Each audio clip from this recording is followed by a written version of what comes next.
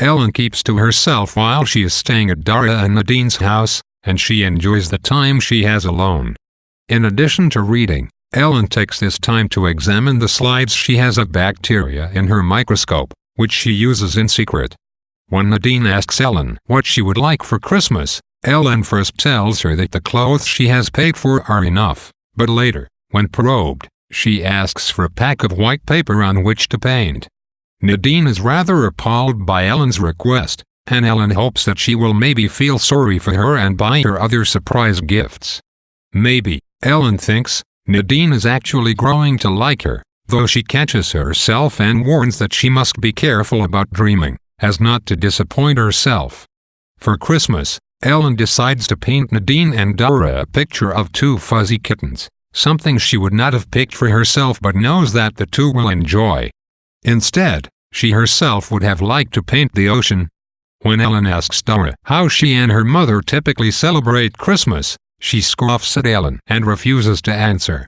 It is only when Ellen mentions her Christmas gift that Dara launches into a long-winded description of many Christmases past. Ellen feels wise listening to Dara describe the many gifts for which she has asked, confident she will receive them, as Ellen knows that Santa Claus does not exist.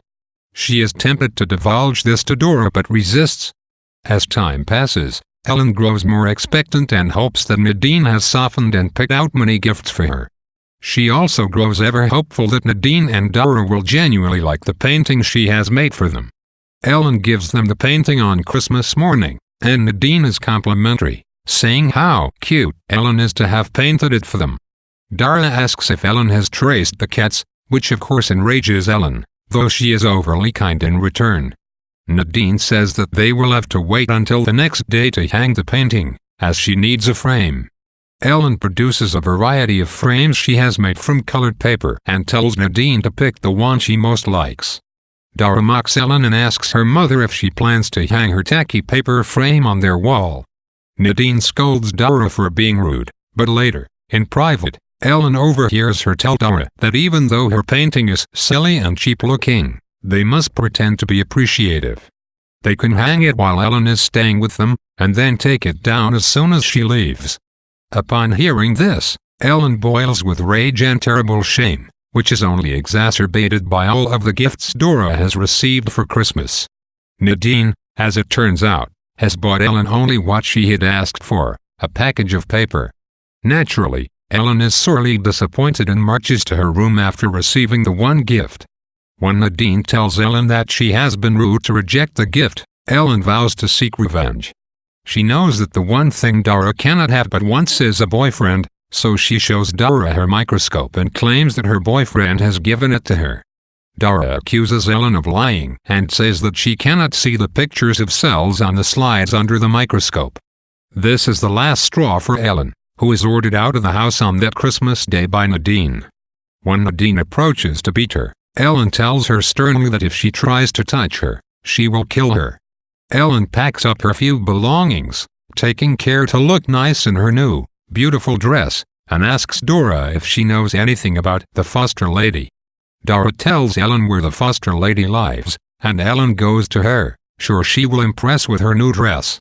Ellen is careful to contain her hopes for Christmas, as she has learned from her many past disappointments and does not want to suffer yet more.